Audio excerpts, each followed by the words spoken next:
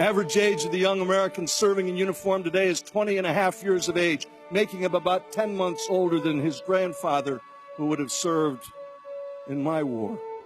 He's a high school graduate. He's a volunteer.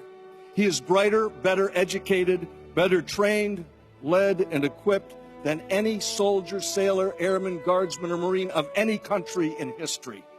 He goes to work wearing an 8-pound Kevlar helmet, a 45-pound flak jacket, and today in Kandahar, it was 110 degrees, and he'll hike up those hills and walk back down them without complaining. He's been taught chemistry and physics and ballistics and avionics and electronics to operate and maintain the most sophisticated weapons and equipment ever designed by the hand and mind of man. He can use his body like a weapon, and his weapon like part of his body. And he can take a life or save one because he has been so remarkably well trained. The images of the young Marines and soldiers and sailors and airmen going to Bible studies and religious services aren't staged. They're all real. They're all spontaneous, and nearly all of them are initiated by those young Americans in harm's way.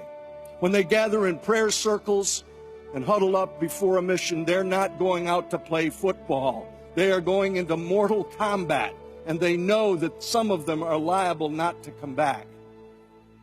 And they do it because they have faith. Just for the grins, how many of you raised a teenage boy? I used to do this when Betsy wasn't there because she eventually told me, I saw you raise your hand. I did that. Think about getting a teenage boy to clean up his own room, do his own laundry, fix his own meals, clean up everything without a size 10 in the backside. And yet that same youngster today washes and mends his own clothing, feeds himself, takes care of cleaning his weapon, cleaning himself. He's totally self-sufficient. The kid who once wouldn't share a candy bar with his little brother now gives away his last drop of water to a wounded comrade, his only MRE to a hungry Afghan kid, and splits his ammo with a mate in a firefight.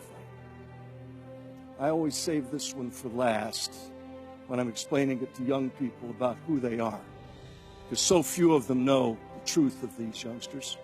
This is a frame taken from my footage on the 6th of April, 2003.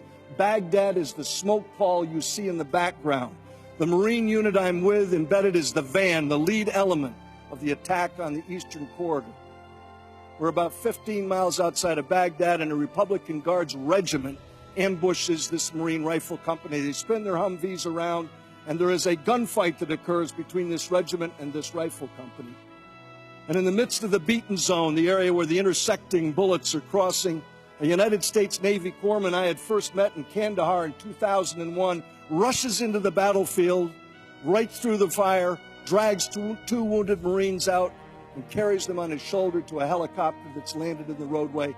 And in this footage right here, I am standing on the ramp of that helicopter. And this corpsman, who's rushed now twice before and brought these two wounded back, now has a third one. And off to the right-hand side, as you look at the screen, a Reuters news crew sets up their tripod, and they're videotaping him going in and out.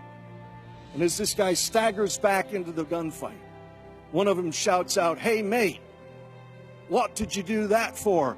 Didn't you notice?" In other words, you stupid American. Didn't you notice that wasn't a Marine? If you look carefully at that photograph, you'll see that the wounded warrior, who's already been bandaged up by that United States Navy medical corpsman, isn't a Marine. It's a wounded Iraqi soldier. And this U.S. Navy corpsman is rushed into the battlefield to save his life. And so, because it's polite company, Wayne, I can only put it this way. In response to the Reuters news crew, the Navy corpsman gives them a gesture. You're not supposed to get that part. He gives them a gesture. He says, "Didn't you notice? He was wounded. That's what we do. We're Americans."